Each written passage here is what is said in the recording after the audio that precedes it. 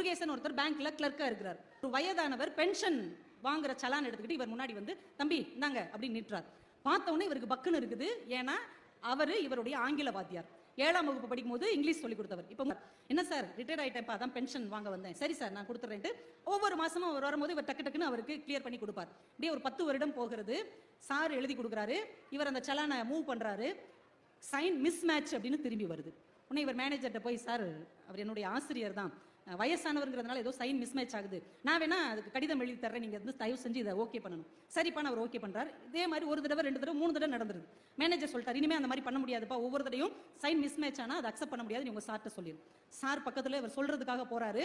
இவர் 7ஆம் வகுப்பு படிக்கும் போது நடந்த சம்பவம் ஞாபகம் வருது. ஏன்னா கையெழுத்துக்காகவே பெரம்படி வாங்கினவர் இவர். கோழி கிண்டுன மாதிரி கிண்டுவார் முருகேசன். பாரு சார் எப்படி எழுதுறேன்னு போர்டில் அவர் எழுதி போட்டாருன்னா அந்த சேர்த்தெழுத்து அப்படியே ஜீனி முட்டாய் அப்படியே வளைச்சு விட்டா எப்படி இருக்கும், அது மாதிரி கண்ணுல ஒத்திக்கிற மாதிரி இருக்கும்.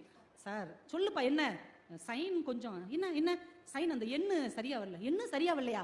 எனக்கு சரியா வரலையா? பேப்பர் எடுத்து போட்டு பார்க்காரு, அந்த எண்ணு வரவே மாட்டேங்குது. இப்ப மேனேஜரும் இவரும் கலந்து பேசி அவரை கூப்பிட்டு, சார் தப்பா நினைச்சுக்காதீங்க, நீங்க பேசாம கை நாட்டு வச்சிடறீங்களா? கை நாட்டு வச்சுட்டா பிரச்சனை இல்லை.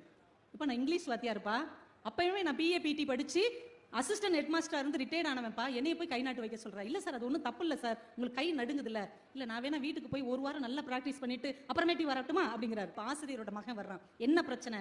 இல்ல சார் கை நாட்டு வச்சா பிரச்சனை தீர்ந்துருப்பா, கை நாட்டு வச்சு தொலைப்பா, உங்களோட பெரிய ரோதனையா போச்சு, என்னைக்கோ ஒரு நாள் நீ வாத்தியாரா இருந்தா அதை சொல்லி காமிச்சிட்டே இருப்பியா, கை நாட்டு வச்சுட்டு வா அப்படின்னு கோமா சொல்லிட்டு வாசலுக்கு போயிடுறான். அவருக்கு மறுத்தே பேச முடியல. இவர் எடுத்து அந்த ஸ்டாம்பை கொடுக்குறாரு. இவர் கையை அப்படி உருட்டி அதுல கை நாட்டு வைக்கிறார். அந்த ஆசிரியருடைய கண்ணீர் துளியும் அதில் சேர்ந்தே விழுந்தது.